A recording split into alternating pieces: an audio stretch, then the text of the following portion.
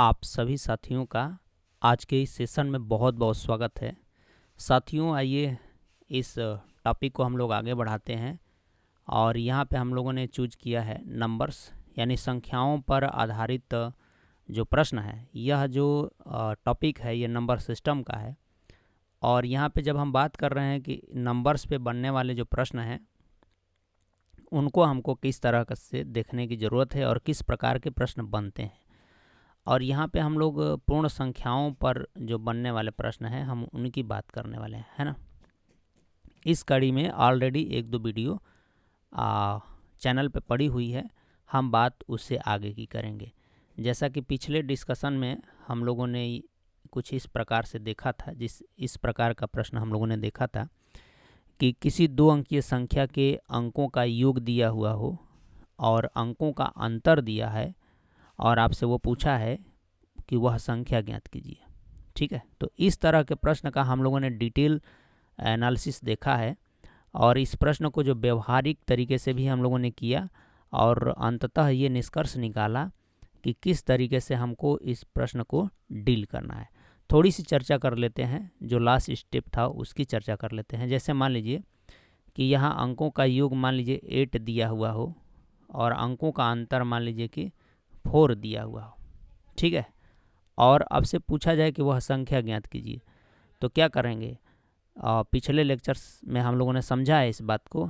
इस स्थिति में करना क्या होता है कि इन दोनों अंकों को आप जोड़ दीजिए। जोड़ेंगे तो क्या मिलेगा, 12 मिलेगा और इसका आधा करना होता है। जैसे ही आधा करेंगे तो आपको 6 मिल जाएगा और एक डिजिट 6 मिला तो इसमें क्या जोड़ेंगे कि 8 हो जाएगा, तो आपको पता लगेगा कि 2 जोड़ना होगा।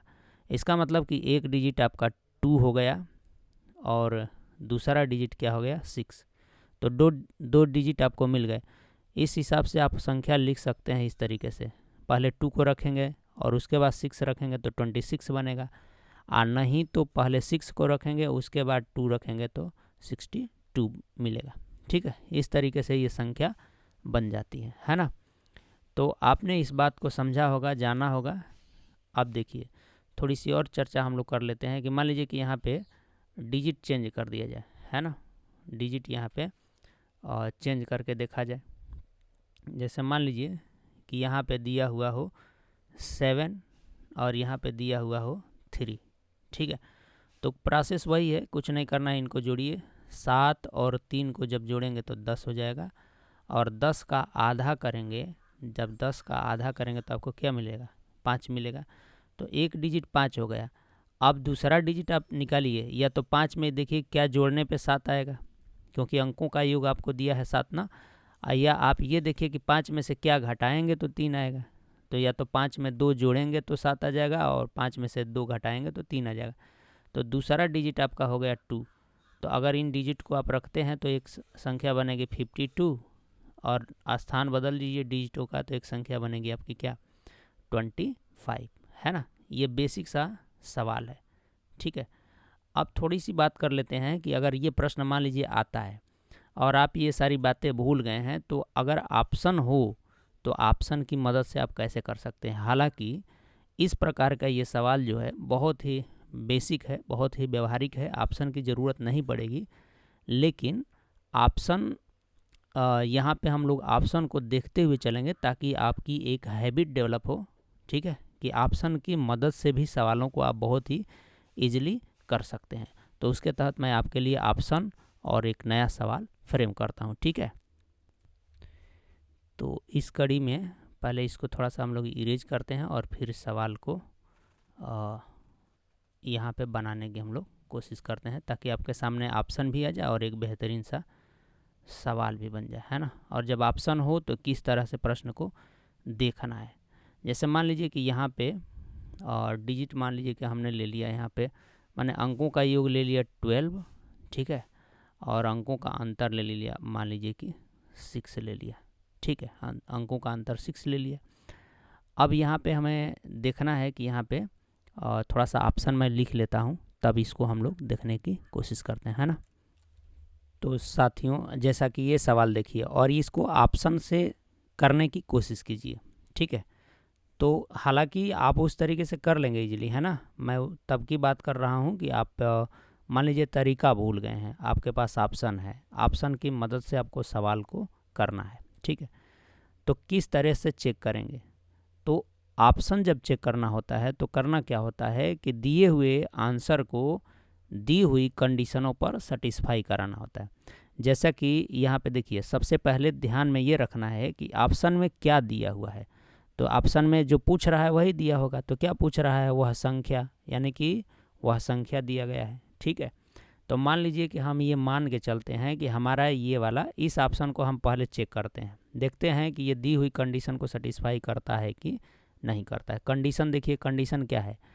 एक तो यहाँ ये है कि 2 अंकीय संख्या, पहली कंडीशन, ठीक है। तो देखिए ये ठीक है, 2 अंकों की संख्या है, पहली कंडीशन को सेटिस्फाई किया।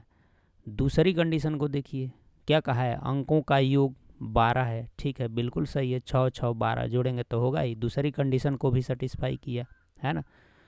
अच्छा, अब देखिए अंकों का अंतर क्या 6 है? नहीं है, तो ये नहीं हो सकता है, ठीक। आप इसके पास आइए, आप देखेंगे ये 2 अंक की संख्या है, बिल्कुल 2 अंक की संख्या है, पहली कंडीशन सेटिस्फाई हो गई। दूसरी कंडीशन देखिए, क्या अंकों का योग 12 है? तो बिल्कुल सर जी 12 है। अब देखिए, क्या अंकों का अंतर 6 है? नहीं, अंकों का अंतर 6 नहीं है, तो यह भी ऑप्शन गायब हो गया। उसी प्रकार यहाँ पे आइए, यह देखिए अंकों का योग ही देख लीजिए, चूँकि 2 अंक की संख्या है तो पहली कंडीशन को तो सेटिस्फाई किया। क्या अंकों का योग 12 है? नहीं, अंकों का योग 12 नहीं है। लेकिन यहाँ पे आप देखेंगे कि अंकों का अंतर 6 है, लेकिन अंकों का योग 12 नहीं है ना। और ध्यान रखिएगा, जब ऑप्शन चेक कर रहे हों तो एक भी कंडीशन अगर ये सेटिस्फाई नहीं करता है तो वो क्या हो जाएगा? गलत हो जाएगा। यहाँ पे ज़रा आइए, क्या ये 2 अंक की संख्या है? हाँ, 2 अंक की संख्या है। और क्या इनके अंकों का योग, ये वाला अंकों का योग 12 है? हाँ, मिलेगा कि ये अंकों का क्या योग है? 12, बिल्कुल। क्या अंकों का अंतर 6 है? हाँ, मिलेगा 6 है। तो दिए हुए ऑप्शन में से ये आपकी संख्या हो गई, ये वाला आंसर हो जाएगा, ये आपका राइट आंसर हो जाएगा, है ना, ठीक है। और यह संख्या तो होगी ही, एक और संख्या हो जाएगी, अंकों को बदल देंगे तो वह भी एक संख्या होगी, लेकिन ऑप्शन के हिसाब से ये वाला आपका आंसर सही होगा। तो साथियों, मैं उम्मीद कर रहा हूँ कि जब आपके पास ऑप्शन है, देखिए छोटे छोटे सवालों से ही ना आपको ऑप्शन को यूटिलाइज करना सीखना होगा, फिर ये बड़े बड़े सवालों में भी आप कर सकते हैं, है ना। तो पहले आदत सी हमें बनाने की ज़रूरत है, उसी पे हम लोग कार्य करें, है ना। तो साथियों, मैं उम्मीद कर रहा हूँ कि ये बात आपको समझ में आ रही होगी, ठीक है। चलिए अब थोड़ा सा आगे बढ़ते हैं, इसे अलग टाइप के प्रश्न की बात करते हैं, ठीक है। तो आइए चलते हैं।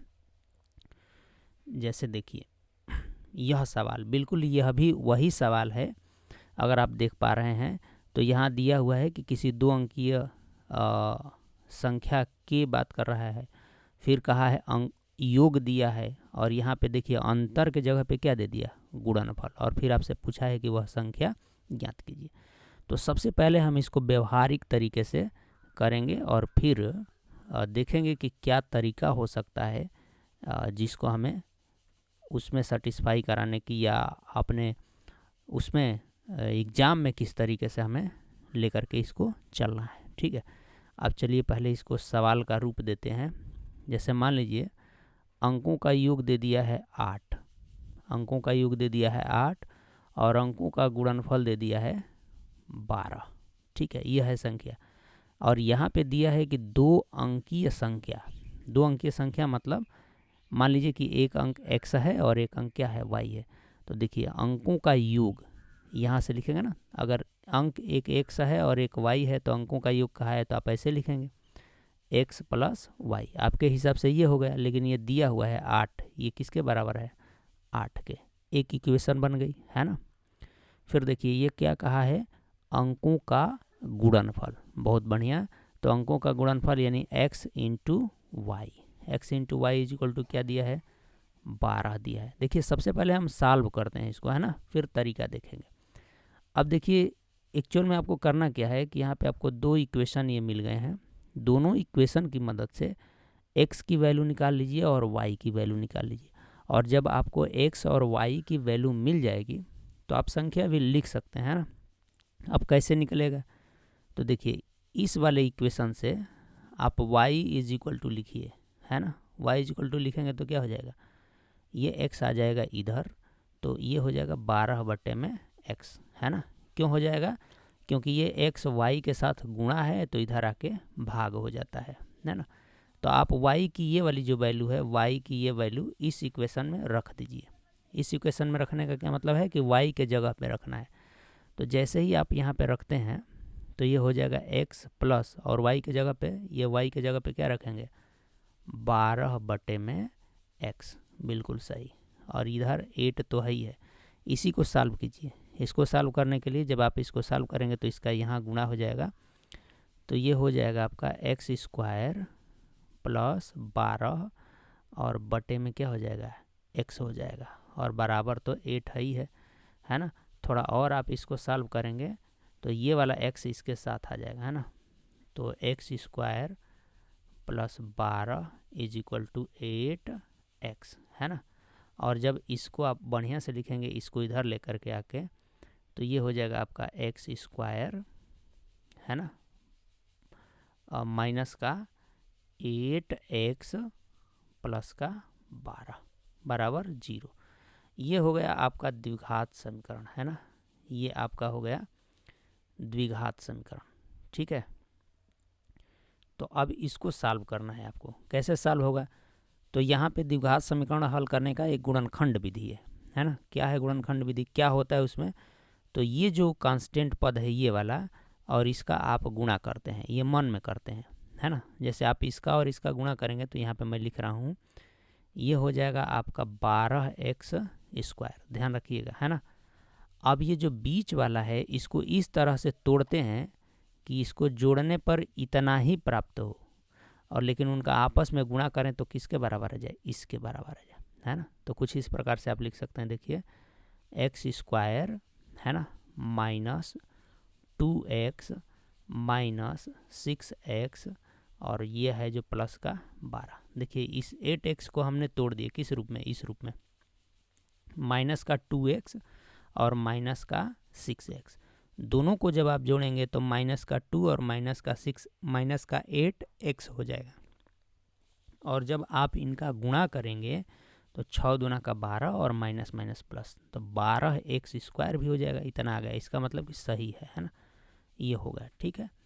अब देखिए यहाँ पे कॉमन बनाइए, तो कॉमन बनाएंगे तो x कॉमन लेंगे, इस वाले से x कॉमन लेंगे तो यहाँ बच जाएगा x, और यहाँ बच जाएगा 2, माइनस का 2 हो गया। यहाँ से -6 कॉमन ले लेंगे तो यहाँ पे बचेगा x माइनस 2 बराबर 0।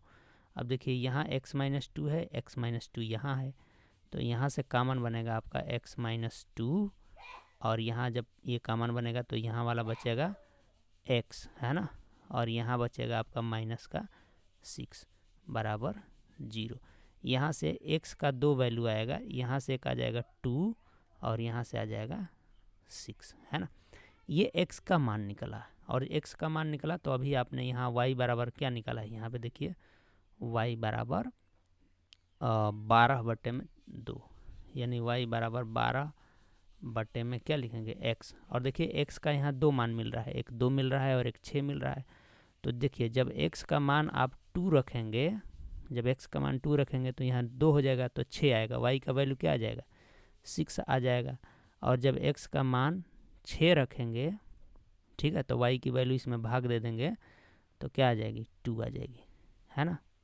तो ये यही आ रहा है, यानी कि आपको देखिए 2 डिजिट मिल रहे हैं, एक 2 मिल रहा है और एक क्या मिल रहा है, 6 मिल रहा है ना। इन दोनों से बनने वाली संख्या क्या हो जाएगी, एक तो हो जाएगी 26 और एक संख्या हो जाएगी 62, ठीक है। अब देखिए आप देख लीजिए कंडीशन को, आप कंडीशन को इस पे ले चल के देखिए कि ये जो आपका आया है सही आया है कि नहीं आया है ना। तो देखिए इन दोनों को जोड़िएगा तो 8 होगा, और गुणा करिएगा तो क्या होगा, 12 होगा, बिल्कुल। और 2 अंक की संख्या तो है ही है। ठीक उसी प्रकार इन 2 अंकों को भी आप जोड़िएगा तो 8 होगा, और गुणा करिएगा तो क्या हो जाएगा, 12, ठीक है। इसलिए ये राइट आंसर हो जाएगा, है ना। तो आ रही होगी बात आपको समझ में, ठीक है। चलिए आगे बढ़ते हैं अगले प्रश्न पे। पहले इसको इरेज करते हैं, है ना, फिर यहाँ पे हम लोग एक और क्वेश्चन फ्रेम करते हैं। अब देखिए साथियों, मान लीजिए कि यहाँ पे दिया हो यदि अंकों का योग मान लीजिए कि 8 दिया हुआ हो, है ना, और अंकों का गुणनफल दिया हो 15, ठीक है। अंकों का योग दिया है 8 और गुणनफल दिया है कितना 15। तो व्यवहारिक तरीके से आप तो अब कर लेंगे, x plus y is equal to आपको 8 दिया है, ठीक है। एक बार और करते हैं, और x into y is equal to, देखो अंक हो गया, अंकों का ये गुणनफल हो गया कितना 15, है ना। ठीक, यहाँ से आप y का वैल्यू निकालेंगे तो हो जाएगा आपका 15/x, और ये वाली वैल्यू यहाँ पुट कर देंगे तो आपको मिलेगा x प्लस वाई के जगह पे आप रख देंगे 15/x इज इक्वल टू 8, ठीक है। और जब आप इसको सॉल्व करेंगे तो ये आ जाएगा आपका x² प्लस 15 बराबर 8x, है ना। और इसको और थोड़ा बेहतर तरीके से आप लिखेंगे तो ये हो जाएगा x², 8x को उधर लेके जाएंगे तो ये हो जाएगा माइनस का 8x प्लस 15 बराबर 0, है ना। ठीक उसी प्रकार इसका भी आप गुणनखंड करेंगे, गुणनखंड फैक्टर विधि द्वारा लगाएंगे तो इस पूरी बात को लिख सकते हैं x² माइनस का 3x माइनस का 5x प्लस 15 बराबर 0, ठीक है। देखिए इन दोनों को आप जोड़ेंगे तो माइनस का 8x हो जाएगा, और इन दोनों का गुणनफल करेंगे तो 15x² के बराबर होगा, है ना। इसके और इसके गुणनफल के बराबर होगा, यही होना चाहिए, तब आप इसको इस तरीके से तोड़ पाएंगे। अब जब यहाँ ये हो गया तो देखिए इस वाले पोर्शन से आप x कॉमन ले लीजिए, x कॉमन लेंगे तो यहाँ x बचेगा, यहाँ माइनस का 3 बचेगा, यहाँ से -5 कॉमन ले लेंगे तो x बचेगा, माइनस का 3 बचेगा बराबर 0, है ना। तो यहाँ से x की जो वैल्यू आएगी, एक तो आपको 3 मिल जाएगी और एक मिल जाएगी 5, ठीक। और फिर जब आप यहाँ रखेंगे इस वाले इक्वेशन में x का मान रखेंगे तो y का मान मिलेगा, देखिए। और इसमें जब आप x का मान x बराबर 3 रखेंगे तो यहाँ पे y बराबर आपको मिल जाएगा, देखिए 5 मिल जाएगा, यहाँ रखेंगे ना तो यहाँ पे 5 मिल जाएगा। और जब x बराबर आप 5 रखेंगे तो ठीक y बराबर क्या मिल जाएगा 3 मिल जाएगा, यानी कि 2 डिजिट आपको मिल रहा है, एक डिजिट 3 और एक डिजिट 5, है ना। तो इस तरीके से आपकी संख्या क्या हो जाएगी 3 5, और अंक बदल देंगे तो 5 3, ठीक है। तो ये है व्यवहारिक तरीका, है ना। लेकिन अब आप सोच रहे होंगे कि ऐसे तो ठीक नहीं है, इतना कौन लिखने जाएगा, लेकिन ये सवाल समझने के लिए बेहद ज़रूरी है।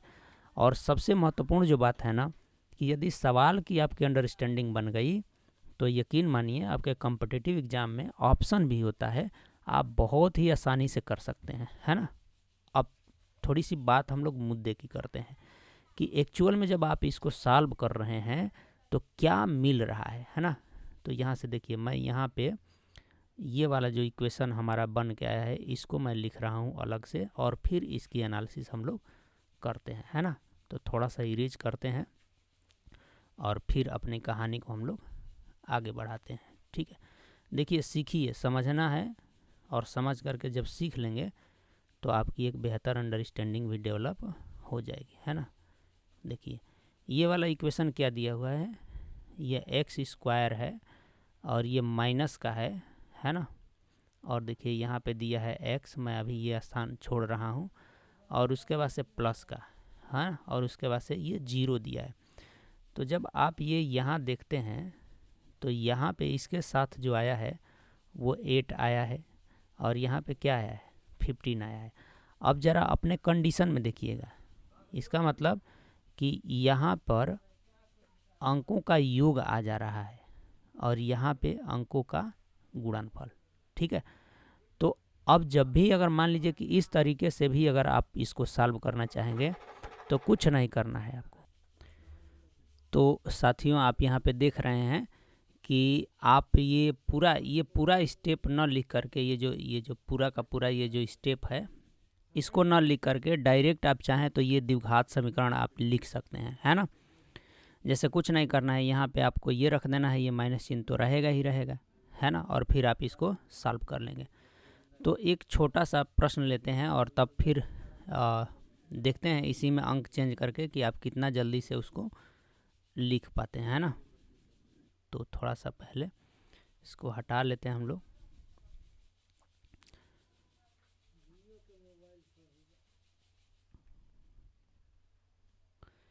जैसे मान लीजिए कि यहाँ पे दिया हुआ हो अंकों का योग 9 हो, है ना, और ये दिया है गुणनफल 18। तो तुरंत आपको अब इसका इक्वेशन द्विघात समीकरण आप लिख सकते हैं एक्स स्क्वायर, और ये माइनस रहता ही है, और आप यहाँ पे क्या लिखेंगे 9x, और ये प्लस का 18 इज इक्वल टू 0। और फिर आप इसको क्या करेंगे, सॉल्व करेंगे। जैसे इसको अब अगर अभी आपको इसको सॉल्व करना है तो आप बड़े आराम से इसको लिख सकते हैं एक्स स्क्वायर माइनस, देखिए इसको तोड़िए, 3x और माइनस फिर देखिए 6x, है ना। इसको जोड़ेंगे तो आपको 9x मिल ही जाएगा माइनस का, और गुणा करेंगे तो 18x स्क्वायर मिल जाएगा, है ना। तो ये हो जाएगा 18, ठीक है। अब यहाँ पे कॉमन बना लीजिए, दो को लेकर इस 2 को लीजिए, और फिर यहाँ से इस 2 को लीजिए।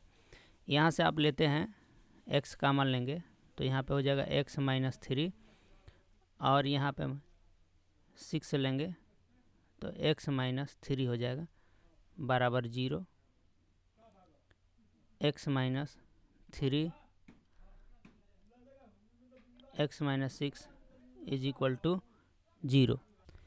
तो यहाँ पे अब यहाँ से आप x का मान निकालेंगे तो x इज इक्वल टू आपको एक 3 मिल जाएगा और एक 6 मिल जाएगा।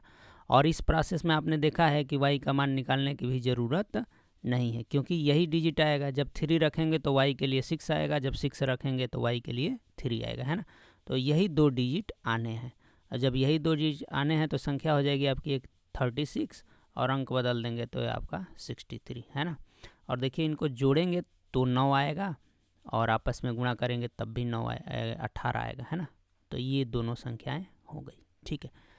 अब यहाँ पे सवाल एक और है कि क्या फिर यहाँ पे द्विघात समीकरण बनाएंगे और फिर इस तरह से करने की ज़रूरत है। तो मैं आपको यहाँ पे एक और बात बताता हूँ, थोड़ा सा इसको इरेज करने दीजिए। देखिए साथियों, सबसे पहले तो सीखना है कि सवाल होगा कैसे। जब सवाल आप सीख लेंगे कि ये होगा कैसे, तो सवाल की अंडरस्टैंडिंग बनती है, और जब अंडरस्टैंडिंग बन जाए तो उसके बाद तो आपके पास ऑप्शन भी होंगे ना। तो अंडरस्टैंडिंग बनाना बहुत ज़रूरी है ना। अब देखिए जैसे ये द्विघात समीकरण ही बन गया, है ना। तो क्या करना है आपको, बस इस 18, ये जो 18 दिख रहा है इसका फैक्टर कीजिए, और वही वाला फैक्टर चूज कीजिएगा जिसको जोड़ने पर 9 आ जाएगा, है ना। जैसे देखिए मैं यहाँ पे कर रहा हूँ, इसको लिख सकते हैं क्या 1 गुणे 18 लिख सकते हैं। तो क्या इनको जोड़ने पे 9 आएगा? नहीं आएगा। अब देखिए 2 इंटू क्या लिख सकते हैं, 2 से डिवाइड करेंगे तो 9 ना, तो 2 गुणे 9 लिख सकते हैं, है ना, ये गुणा, ठीक है। अब इस 18 को और क्या लिख सकते हैं, देखिए 3 गुणे, देखिए इधर से एक बढ़ाते जाइए, अगर होता तो हो जाएगा 6 हो जाएगा, है ना, ठीक है। इसके बाद से क्या 4 के साथ ये कटने वाला है? नहीं कटेगा, तो यहीं तक जाएगा, है ना। और देखिए ये वाला जो इनका गुणनखंड है, इनका योग भी 9 आता है, इसलिए यही आपका डिजिट हो जाएगा। एक डिजिट आपका 3 हो जाएगा और एक डिजिट क्या हो जाएगा 6 हो जाएगा, ठीक है। तो बिल्कुल यहाँ पे हो जाएगा, है ना। अब थोड़ा सा मान लीजिए कि यहीं पे बदलते हैं, और ज़रा इसकी अब थोड़ी सी प्रैक्टिस कर लीजिए, ठीक। अब जैसे मान लीजिए कि यहाँ पे डिजिट आपका मैं ले रहा हूँ, और मान लीजिए कि यहाँ अंकों का योग ले लिया गया, अंकों का योग ले लेते हैं 7, अंकों का योग क्या ले लिया 7, और इनका गुणनफल मान लीजिए मैंने ले लिया 12, है ना।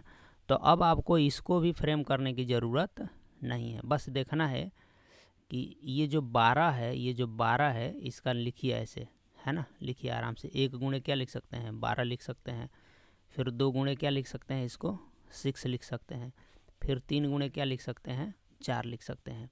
ऐसे भी अगर और होगा, है ना, अब तो बस ये बदलेगा ही, ठीक है। तो देखिए कि किसका योग 7 आ रहा है, इसका योग 7 आ रहा है, नहीं आ रहा है। इसका योग 7 आ रहा है, नहीं आ रहा है।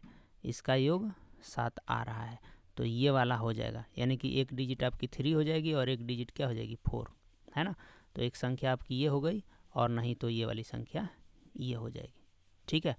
अब एक होमवर्क आपके लिए यहाँ पे मैं दे रहा हूँ कि मान लीजिए कि यहाँ पे अंकों का मैं परिवर्तन कर रहा हूँ, है ना। और आपको इसी बेस पे करने की थोड़ी सी ज़रूरत है, ठीक है।